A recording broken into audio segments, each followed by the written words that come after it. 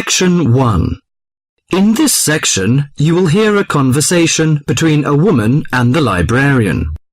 Now you have some time to look at questions 1 to 6.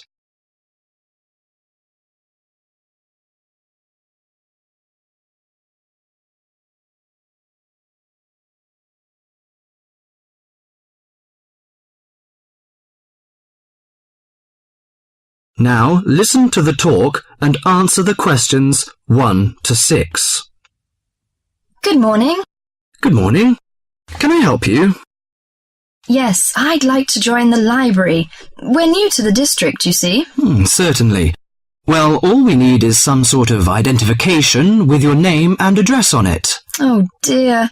We just moved, you see, and everything has my old address. A driving license, perhaps? No, I don't drive. Your husband's would do. Yes, but his license will still have the old address on it.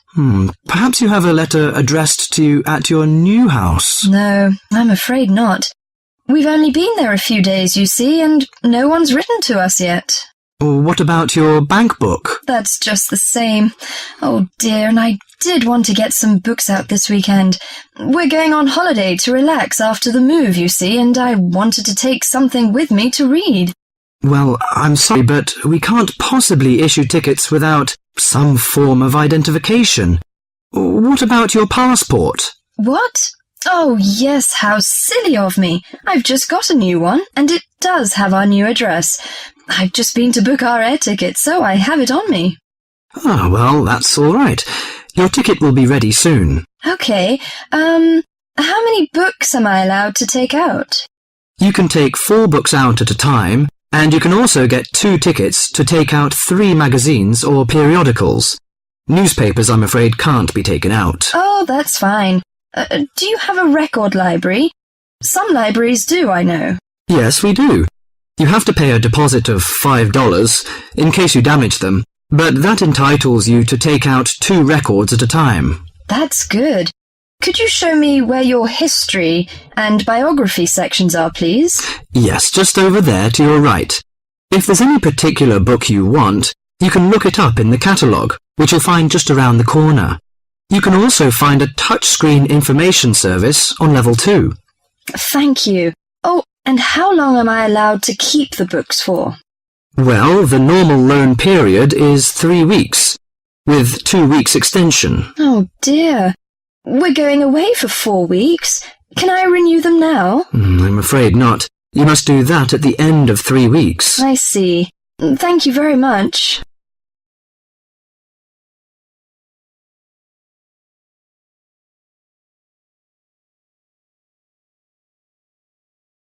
Before the talk continues, you have some time to look at questions 7 to 10.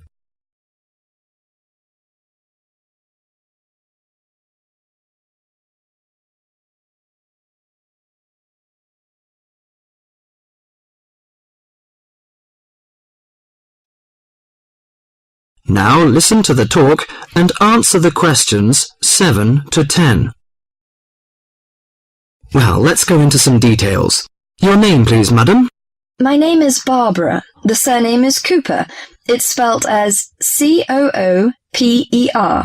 Fine. And what's your contact number? If we have new books coming, we can contact you in time.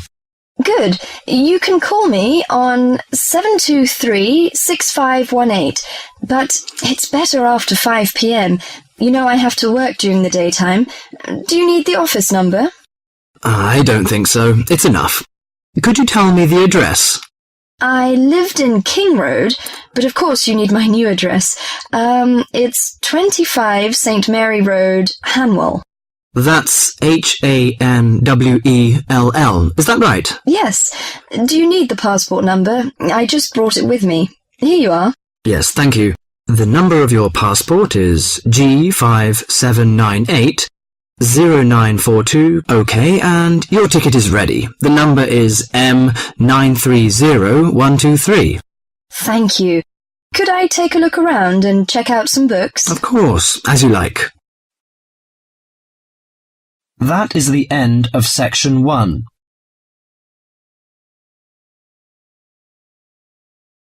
You now have half a minute to check your answers.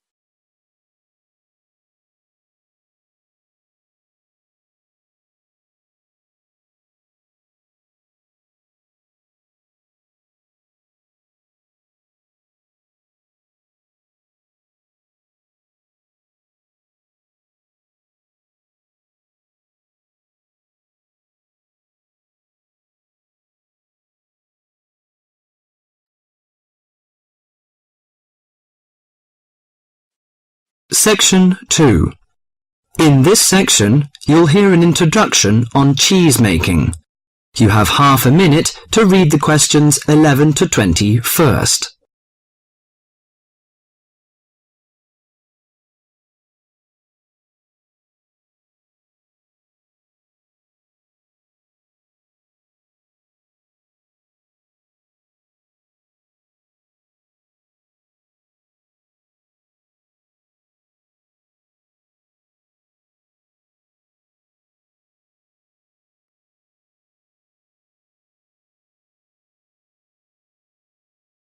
Now listen to the monologue carefully and answer questions 11 to 20.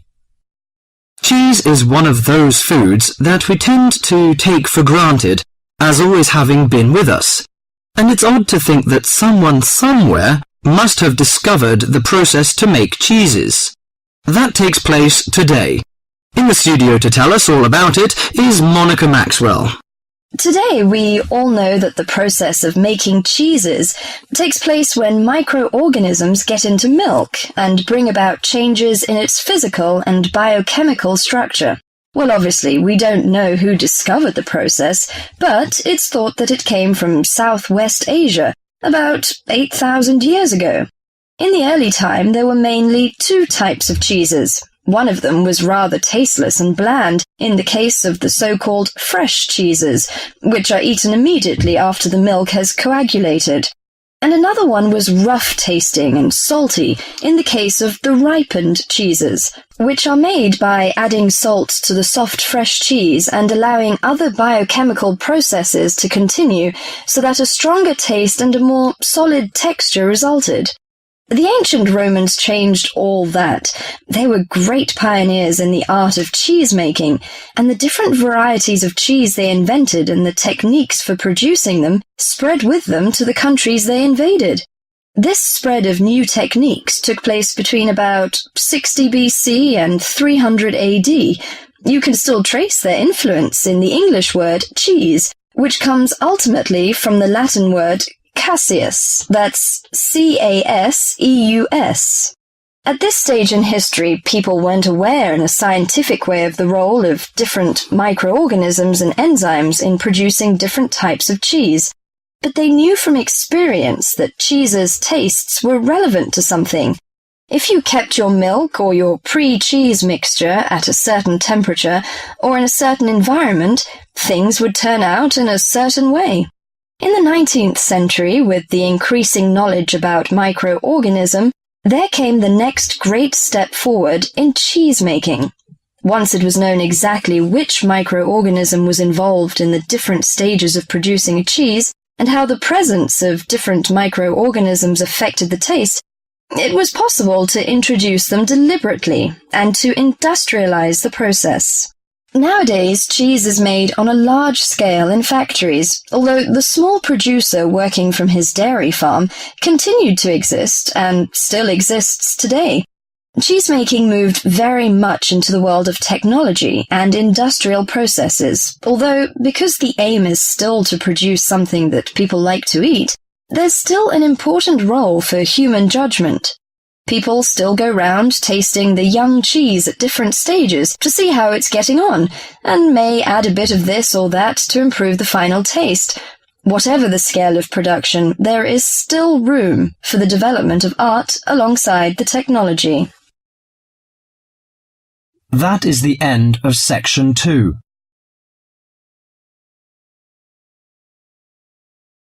You now have half a minute to check your answers.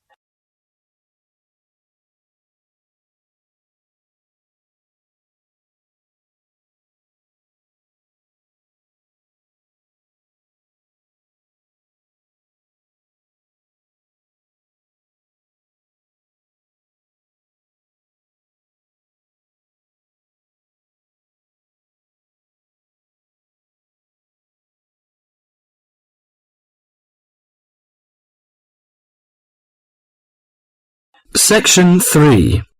In this section, you will hear a conversation between John Watson and several environmental science students.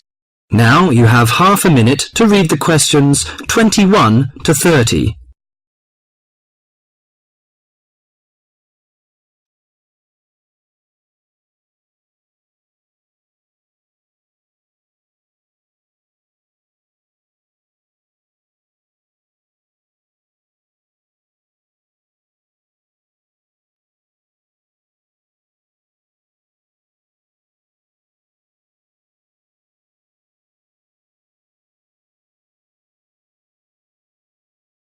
Now listen to the conversation and answer questions 21 to 30.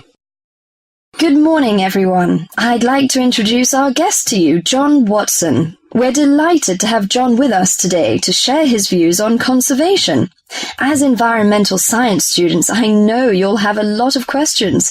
So let's kick off by asking him to tell us how he got involved in the environmental movement. Thank you, Deborah. It's nice to be here.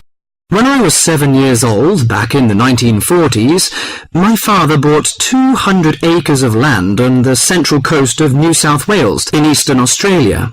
The marvellous thing about it was that it was virgin bush. In other words, completely natural. But this kind of country doesn't exist anymore. Oh, what do you mean by that?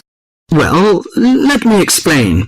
We went to live there when I was 10. When I was 12, the foxes and cats appeared, and by the time I was 14, there were no native animals left. You mean that within 4 years, all the native animals had gone? That's exactly what I mean. But it took a while for people to realize what was going on. So, you're saying that it was the cat and the fox that killed off the native animals? Absolutely right. But back in the 1970s, people didn't realize it. Even though Australia was losing wildlife faster than the rest of the world combined, people were blaming the farmers and miners, but not their lovely little pussycats. The domestic cats you're talking about? Exactly. And what's more, they didn't want to know. Can you tell us how you set about proving your theory that it was feral cats and foxes which were killing native animals? Well, I moved to South Australia specifically to set up a wildlife sanctuary there. Why South Australia in particular? I chose South Australia because it was the only state where it was still legal for me to fence off an area and put back locally extinct animals. That was very far-sighted of them, wasn't it? Well, not exactly. They just hadn't got around to making it illegal. Though they soon tried to, once they realized what I was doing. Did you ever get into trouble for your actions? Yes, once or twice. In 1976, they put me in jail for cutting down some pine trees to allow me to build a fence to keep out the cats and foxes. How did you get out of that situation? Well, I signed an agreement saying that I wouldn't go on building the sanctuary, but then I just kept on building it. That was very brave of you. Well, I figured that I had signed under duress, so I didn't feel bound by it. The sanctuary was completed in 1983 and opened to the public in 1985, and within a year it was overrun with native animals. There are other ways of protecting endangered animals, though, aren't there? You can raise public awareness through research and educational programs. Well, I don't have much time for that. Unfortunately, today we measure success in science, not by your results, but by how much funding you get. What you've done is obviously admirable. But don't you think there's an argument for letting nature take its course? I mean, don't you think cats and foxes have a right to live too? Well, no, not really. They were introduced to this country, but they don't belong here. But aren't you trying to turn back the clock? These other animals are here now. What is so important to you about native species that justifies killing any number of alien ones? I believe that evolution gave us a paradise, and that we will lose everything unless we understand the need for balance. But really, at the end of the day, it's just a belief. It's just a feeling. That is the end of section 3.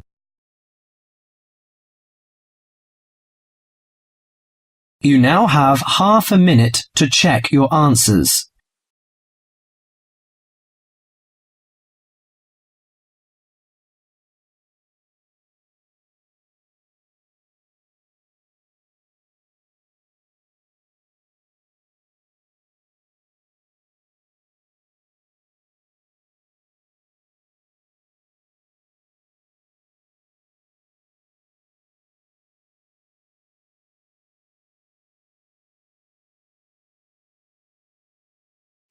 Section 4.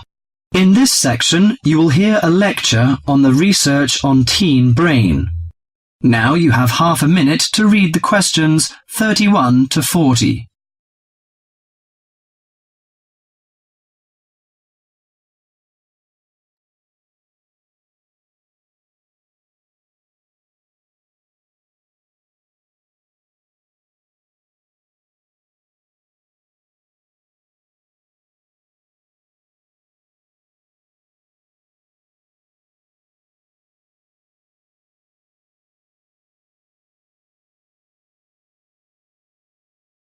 Now listen to the lecture and answer questions 31 to 40.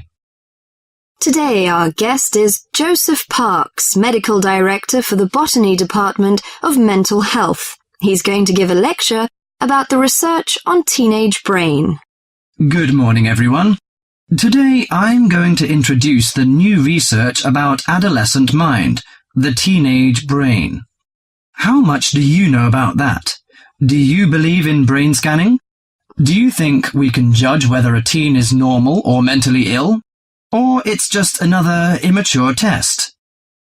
The new research shows a teen brain is in the middle of disordered changes. Those changes, scientists now believe, are so significant that they may reveal the mysteries of mental illness, explaining why some teens commit suicide, why others harm their classmates, and why some emerge later in life with mental disorders. The research looks forward to a day when teens could be tested for suicidal depression as easily as they are for heart disease. But there are signs that society, and parents in particular, would reject such a tool. Many parents question the validity of a mental health diagnosis. They fear that their children will be falsely tagged with a mark that he or she is abnormal. At the center of the debate is the teen brain, its confusing architecture, and the difficult question of what's typical in a teen and what's not. Under the old thinking, the adolescent brain was fully formed, needing only to be filled with facts, figures, and experiences to become an adult mind. At the same time, many people rejected the idea that young people were even capable of developing mental illnesses. However, the new research shows a teenage brain is an organ in transition. It has an unstable and vulnerable composition. The evolving teenage brain clearly isn't adult-like until the early 20s. If teens act young and stupid, it may be because brain areas that govern rational thought are not mature yet. All that is fine when the brain develops normally. But if the teen brain fails to successfully reinvent itself as an adult brain, mental illness may happen.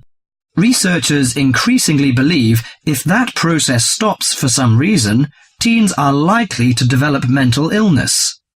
Early warning signs might be disregarded, as adults may think them the typical teen behaviors.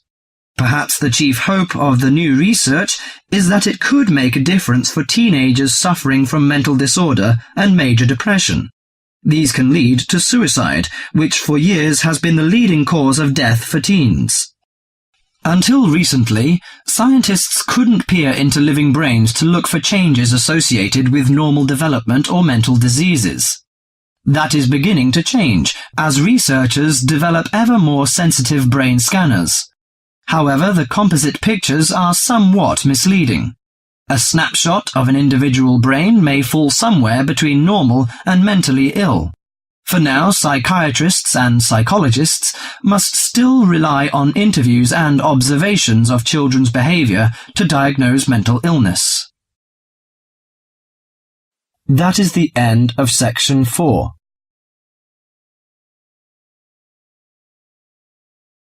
You now have half a minute to check your answers.